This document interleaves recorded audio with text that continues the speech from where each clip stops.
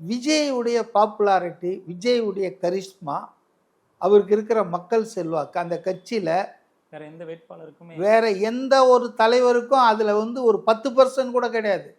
இப்போ எல்லாருமே வைக்கக்கூடிய விமர்சனமும் அதுதான். அதனால அது வந்து ஆக்சுவலாக மக்கள் இதெல்லாம் பார்க்க போகிறதில்லன்னு வச்சுங்க.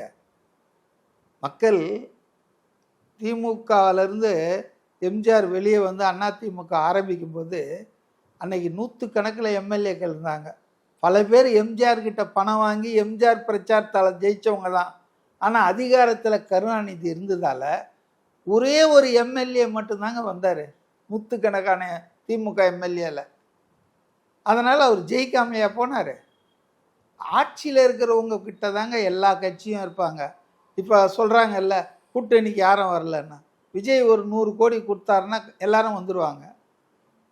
இத்தனை தொகுதி இத்தனைக்கு பணம் நான் தரேன்னா அவர் அப்படி சொல்கிற ஆள் இல்லை. ஆட்சியில் அதிகாரத்தில் பங்கு தரேன் ஜெயிச்சா. ஆனால் நீங்கள் தானே ஜெயிக்கணும்.